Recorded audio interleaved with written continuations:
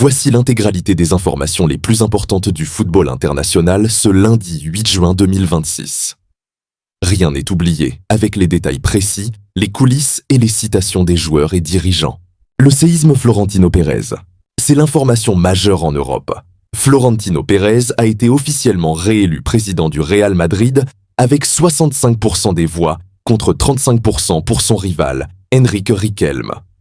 Au total, 33 555 sociaux ont participé au vote organisé au centre d'entraînement du club. Parmi ces grands projets figure la vente de 5% des parts du Real Madrid à un fonds privé afin d'obtenir de nouveaux capitaux pour moderniser davantage le club. Une mesure vivement critiquée par son adversaire, qui l'a considérée comme une ligne rouge. Pour marquer son nouveau mandat, Pérez a également officialisé le retour de José Mourinho sur le banc madrilène. Autre annonce importante, la signature du défenseur français Ibrahima Konaté, qui quitte Liverpool et s'engage jusqu'en 2030. Sur le marché des transferts, le Real Madrid a aussi tenté de s'offrir Michael Olise.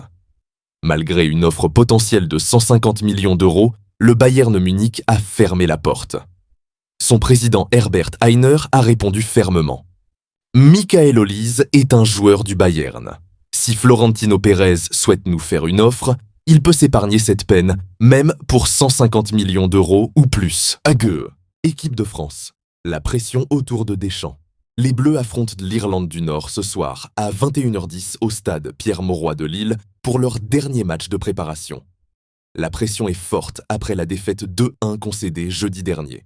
En fin de contrat après la Coupe du Monde, Didier Deschamps a entretenu le mystère concernant son avenir. Il n'y a qu'une chose dont je suis sûr. Une déclaration qui alimente les spéculations sur un possible départ ou une prolongation.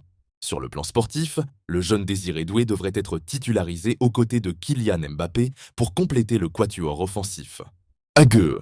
Les principaux dossiers du mercato. Le Paris Saint-Germain a fermé la porte à toute négociation concernant Vitinha et Joao Neves, considérés comme totalement intouchables. À Marseille, le départ de Mason Greenwood semble imminent. Les documents sont prêts et les difficultés financières du club poussent l'OM à finaliser le transfert de son attaquant anglais.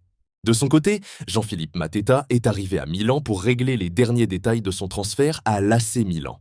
Agueux. Coupe du Monde 2026. Dernière ligne droite. Le mondial à 48 équipes débute ce jeudi 11 juin. En Espagne, des discussions agitent le staff de la Roja. Le sélectionneur hésite à laisser Lamine Yamal et Nico Williams sur le banc lors du premier match afin de préserver leurs conditions physiques.